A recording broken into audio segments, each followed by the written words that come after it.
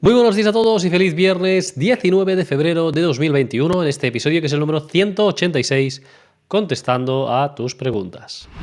¿Quieres tener un abogado que conteste a todas tus dudas de derecho laboral y de la seguridad social en menos de 24 horas? Y además gozar de descuentos importantes en la prestación de nuestros servicios como una incapacidad, una jubilación, un despido. Pues bien, te presento el servicio de Capmany Premium, que lo puedes ver en los detalles de este vídeo y también haciendo clic aquí en el enlace para poder encontrar más información sobre este servicio de Capmany Premium.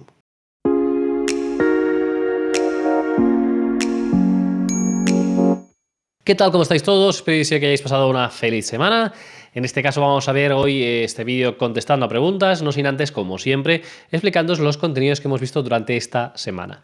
Los lunes ya sabéis que hacemos dos casos de éxito. En este caso, esta semana tuvimos uno por escrito, en concreto lo de la incapacidad absoluta, pese que Alins intentó desacreditar a los psiquiatras públicos en juicio. También tuvimos un vídeo, en este caso de mi compañero Alberto, en el que habla de una sentencia en la que, tras denegarse la incapacidad y ser despedida, una cajera de supermercado consiguió la incapacidad total para su profesión.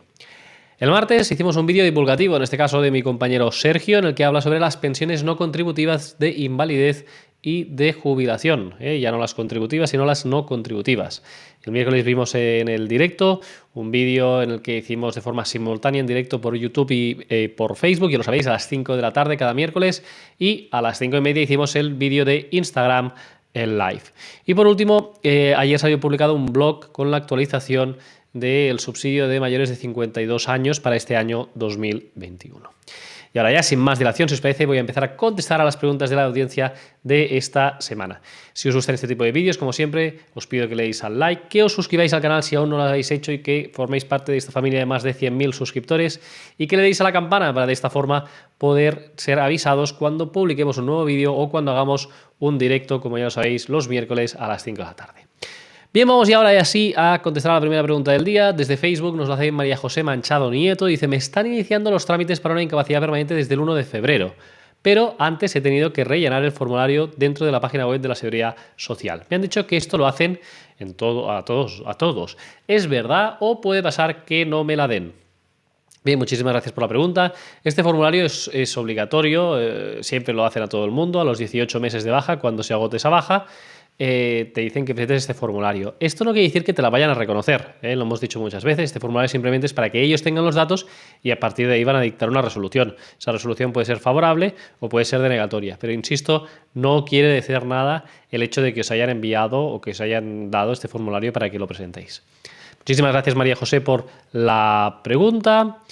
Otra pregunta nos hace Fernando Roel Grancha y dice, tuve un accidente y me operaron de rotura de tibia y peroné y por fractura del pilón del tobillo.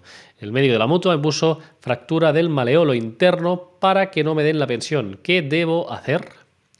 Bien, muchísimas gracias por la pregunta, Fernando. En este caso no es tan importante qué parte del tobillo, ¿no?, te puedes haber fracturado o roto, sino que lo que es más relevante en este sentido es que se pueda demostrar que debido al accidente tuviste estas lesiones y que derivada de estas lesiones que padeces no puedes ejercer tu trabajo o lo ejerces con dificultades. Lo más importante, siempre lo digo, no es la enfermedad propiamente o la lesión, sino cómo te limita esa lesión. Y eso es lo que tendrías que demostrar, que pese al tratamiento médico que te han hecho y las intervenciones o que te puedan haber hecho, estás en una fase de secuelas y entonces ¿cuándo deberías pensar en solicitar una incapacidad permanente? Gracias, Fernando, por la pregunta. Vamos con otra. Mari Fernán dice, voy a empezar a cobrar el subsidio el último año de la RAI. Después, ¿tendré derecho al subsidio de los 52 años teniendo 9 años cotizados? Gracias. Bien, Mari, ya sabes que para poder acceder al subsidio de mayores de 52 años se debe tener los mismos requisitos que para la jubilación, salvo la edad, propiamente, lógicamente. Entonces, claro, ¿qué sucede? Que para poder acceder necesitas 15 años cotizados y al menos 6 habiendo cotizado por desempleo. Es decir, a lo mejor, ya lo sabéis, las empleadas del hogar no cotizan por desempleo y los autónomos tampoco. Entonces, para poder acceder a este subsidio son necesarios 15 años. Se podría acceder también si tuvieras un coeficiente global de parcialidad, si hubieras trabajado de parcialidad y hicieran que tú en vez de 15 años para jubilarte te exijan menos, 9 por ejemplo. pero tendrías que tener mucha parcialidad, haber trabajado mucho tiempo parcial para poder acceder en este sentido. Pero de forma genérica son necesarios en ese sentido 15 años para el acceso. Muchísimas gracias, Mari, por la pregunta. Vamos con otra pregunta, nos la hace Michela Orru y dice: tengo una incapacidad total desde diciembre de 2020 y soy autónoma desde 2016, pero coticé antes como empleada. Me dicen que aunque no haya cotizado me dicen que aunque haya cotizado por desempleo, no tengo derecho al desempleo de autónomos porque mi incapacidad no se considera fuerza mayor. Si coticé en ambos regímenes, ¿por qué no puede calcularse según los años que fui empleada? ¿A qué ayuda por desempleo del SEPE se podría acceder siendo autónoma, pensionista con 47 años, sola y sin carga familiar? No puedo acceder al ingreso mínimo vital. Bien, gracias Michela por la pregunta. Lo primero es que las cotizaciones que tú tuviste en régimen general fueron utilizadas para la pensión de incapacidad permanente y por ese motivo no se puede usar el paro que ya se ha utilizado para la incapacidad permanente. Entonces, ¿podrías tener en este caso más paro nuevo? Sí, pero si cotizas en régimen general y por un trabajo que sea compatible. Entonces, si trabajas un año, pues tendrías desempleo aunque cobraras esa incapacidad permanente. Pero ya se utilizó para el cálculo de esa incapacidad permanente esas cotizaciones que habías hecho en régimen general. En cuanto al tema de poder cobrar una pensión, claro, el subsidio del desempleo, lo que es la prestación de cese de actividad de los autónomos, exige, entre otras cosas, que no se esté cobrando ningún tipo de pensión de incapacidad permanente y por lo tanto no tendrías derecho a desempleo del RETA, a esta prestación por cese de actividad. Y en ese sentido no hay ninguna otra prestación que puedas acceder. Hablabas aquí si hay algún tipo de subsidio y demás. En principio, si dices que no puedes acceder al ingreso mínimo vital porque superas los ingresos, lamentablemente no habría ninguna otra prestación a la que te pudieras acoger para poder complementar esa incapacidad permanente total que estás cobrando. Lo siento, Michela, muchas gracias por la pregunta. Vamos con otra. Mar Muñoz nos dice: si un trabajador padece ludopatía años después de trabajar con juegos activos y pasivos, ¿tiene la Seguridad Social razón para contemplarlo como enfermedad común en su resolución de incapacidad total favorable para el trabajador? ¿O es una enfermedad profesional y se puede demostrar con algún artículo legal al respecto? Bien, muchísimas gracias por la pregunta, Mar. En este sentido, estamos hablando de un caso en el que la incapacidad que nos comentas tiene en todo caso etiología común. El Real Decreto que regula las enfermedades profesionales en ningún caso dice que sea viable, en este caso, lo que es la ludopatía, no lo relacione con ningún tipo de actividad, pero sí que se han reconocido incapacidades derivadas de enfermedad común por este tipo de ludopatía. Yo he tenido la ocasión de poder llevar a algún empleado de bingo o también de casinos en los que se le había reconocido esa total por esa dependencia, por esa ludopatía. Sin embargo, no es considerada una enfermedad profesional. Muchísimas gracias por la pregunta, Mar. Vamos con otra. Nos la hace Anto y dice lo siguiente: si eres trabajador en activo con una incapacidad permanente total y pides a la empresa una excedencia por cuidado de familiar, puedes pedir la incapacidad permanente total cualificada mientras dure la excedencia. Bien, muchísimas gracias por la pregunta, Anto. Y yo entiendo que sí, porque durante la excedencia, si bien estás cotizando y el contrato sigue suspendido, entiendo que en ese caso, al no estar percibiendo los ingresos, sí que tienes derecho a estos. Sin embargo, el criterio de la Seguridad Social puede ser que, como tienes un contrato vigente y ha sido voluntaria, ¿no?, esa solicitud de excedencia, el hecho de que no tengas ingresos, pues se puede entender que es imputable a esa voluntad de esa excedencia y que por lo tanto no se cobre la total cualificada. Mi criterio es que sí que se debería cobrar porque lo que se mira sobre todo es el tema de los ingresos, pero también es cierto que el articulado dice aquellas personas que no se encuentren trabajando. Tú no es que estés trabajando de forma activa, pero sí que tienes ese contrato suspendido y un contrato vigente, y por lo tanto es algo que puede generar controversia y que sin duda pues sería una buena cuestión para acabar viendo en los tribunales a ver qué es lo que acaban decidiendo. Gracias, Anto, por la pregunta. Vamos con otra. Nos hace Miguel Ángel González. Dice: mi empresa va a hacer una reestructuración cerrando mi centro de trabajo y finalmente no opto a las vacantes que ellos ofrecen. Por tanto, he tenido que extinguir mi contrato, pero ya me encuentro de baja por enfermedad común y a la espera de la resolución del INS después de haberme renovado 180 días este periodo. ¿Cuál sería mi situación ahora que no estoy en la empresa y aún sigo en la espera de la contestación del INS para saber si me conceden la incapacidad? Bien, la situación es que ahora mismo sigues de baja médica. Esa baja médica que cobres estará limitada con lo que cobrarías como máximo de estando en desempleo, ¿de acuerdo? La cuantía que cobrarías estando en desempleo durante el tiempo que sigas de baja hasta que se finalice este expediente de incapacidad permanente. Se va a ir descontando el paro al que tengas derecho, y si te lo denegaran en su momento la incapacidad permanente, entonces podrías solicitar el paro por el tiempo que te restara para esa prestación de desempleo.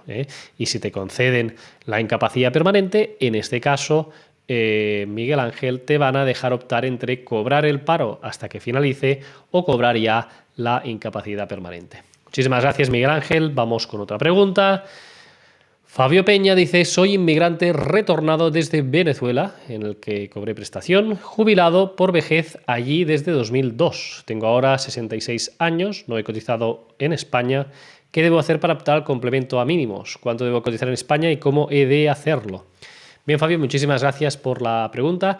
Lo primero es que el complemento a mínimos es una prestación que se abona de forma complementaria, valga la redundancia, a una pensión contributiva, a una pensión de jubilación, de viudedad, de incapacidad, etc. Y se paga cuando la pensión que se reconoce no llega a la mínima. Cuando no llega a la mínima, lo que se hace es complementar desde la que se ha reconocido hasta la mínima.